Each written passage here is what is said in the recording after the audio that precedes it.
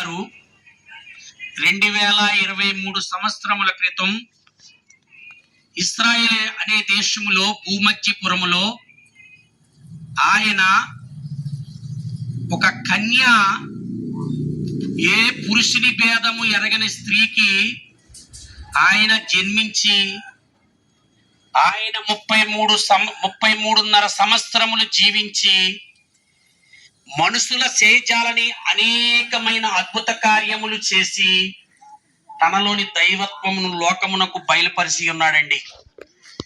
యేసుక్రీస్తు ప్రభువారు మరి ఈ ప్రపంచం అంతా వెళ్ళి ఆనాడు అపోస్తులైన మరి 12 మందికి మీరు సర్వ సృష్టికి వెళ్ళి సువార్త ప్రకటించమని చేశారండి.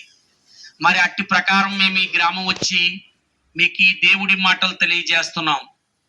చూడండి, మానవుడు అనేవాడు ఈ భూమి మీద జన్మించండి, కొంతకాలం ఇక్కడ జీవించి మనం ఈ భూమిని విడిచిపెట్టి మనం వెళ్ళిపోతామండి.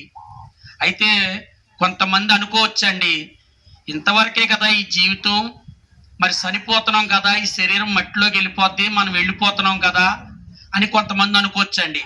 కొంతమంది మరి ఇంకో విధంగా అనుకుంటారండి, ఇంకో జన్మలో పడిపోతాం, మళ్ళీ ఇంకో మనిషిలోనూ మనం పుణ్యం చేస్తే మానవ జన్మ ఎత్తుతాం, లేకపోతే జంతువుల్లో మృగములుగా ఎత్తుతామని అనుకోవచ్చండి.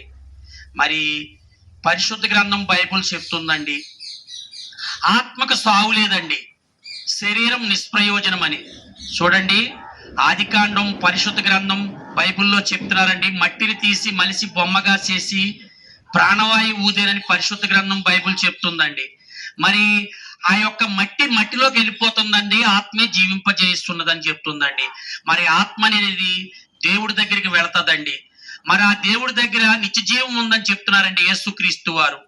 నేనే సత్యమును జీవమును మార్గమును, నాతో తప్ప ఆ తండ్రి దగ్గరికి రాలేరని. మరి ఆత్మ ఎక్కడికి వెళ్తుంది అనుకుంటున్నారండి? మరి ఆ తండ్రి దగ్గరికే వెళ్ళాలని దేవుడు ఎప్పుడు ఆశిస్తున్నారండి. చూడండి, మానవుడు పాపం చేసి దేవుడు అనుగ్రహించు మహిమను పొందలేకపోతున్నారని పరిశుద్ధ గ్రంథం బైబిల్ చెప్తుందండి. మరి ఆ పాపం అంటే ఏంటండి? ఒకళ్ళు కొట్టక్కర్లొద్దండి, ఒకళ్ళు కొట్టినా పాపమేనండి, తిట్టినా పాపమే, మరి ఏదైనా దొంగతనం చేసినా పాపమేనండి, వ్యభిచారం చేసినా పాపమే. మరి యేసుక్రీస్తు ప్రభు వారు చెప్పారండి, చూసే చూపులో చెడ్డగా చూస్తే పాపం ఉందని, చెడ్డగా ఆలోచన చేస్తే పాపం ఉందని. మరి ఆ పాపం ఎలా పోద్దంటారండి? మరి దాన ధర్మాలు చేస్తే పోద్దంటారా? చేయాలండి, దాన ధర్మాలు చేయాలండి. మరి పాపం పోవాలంటే మనం ఏం చేయాలండి? ఆ నిజాన్ని తెలుసుకోవాలండి, ఆ నిజమైన దేవుణ్ణి తెలుసుకోవాలి. ఆ నిజమైన దేవుణ్ణి తెలుసుకుని ఆయన అంగీకరిస్తే ఆ నిత్య జీవం అండి. ఆ పాపాన్ని విడిచిపెట్టి ఆ ప్రభువుని ఆరాధిస్తే ఆ నిత్య జీవం అండి. చూడండి, పరిశుద్ధ గ్రంథం బైబిల్లో చెప్తుందండి, మరి కొరింథీ 2వ పత్రిక 5వ అధ్యాయం 10వ వచనంలో, ఎందుకనగా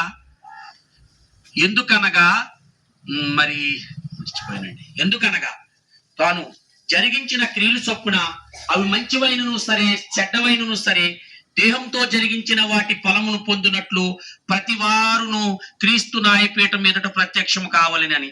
మనం ఏదో రోజుని తీర్పు ఉంటదండి, మరి ఆ తీర్పులో మనం గెలవాలండి. చూడండి, యేసుక్రీస్తు ప్రభు వారు మరి మత్తయి సువార్తలో ఉందండి, మరి కొన్ని కుడి పక్కనే, కొంతమంది ఎడం పక్కనే. మరి ఆ రోజున తీర్పులో మనం కుడి పక్కన ఉండాలండి. ఆ నిత్య జీవం అండి, ఆ స్వర్గం అండి, ఆ పరలోకం అండి. మరి ఆ పరలోకం చేరాలంటే మనము పాపాన్ని విడిచిపెట్టాలండి. పాపాన్ని విడిచిపెట్టి ఆ నిజ దేవుణ్ణి తెలుసుకోవాలండి. ఆ నిజమైన దేవుణ్ణి తెలుసుకుని యథార్థంగా జీవిస్తూ ఆ ప్రభు సన్నిధికి మనం చేరాలంటే ఆ నిజమైన దేవుణ్ణి తెలుసుకోవాలండి.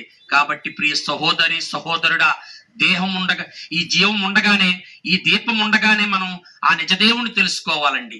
కాబట్టి మరి మీరు మీ దగ్గరలో ఉన్న మందిరానికి మరి వెళ్ళి ఆ ప్రభువుని అంగీకరించి మీ హృదయంలో భద్రపరుచుకుని మరి మీరు ఆ దేవుణ్ణి ఆరాధిస్తారని మిమ్మల్ని పట్టి దేవుణ్ణి బతిమాలి వేడుకుంటున్నాం. ఆమేన్.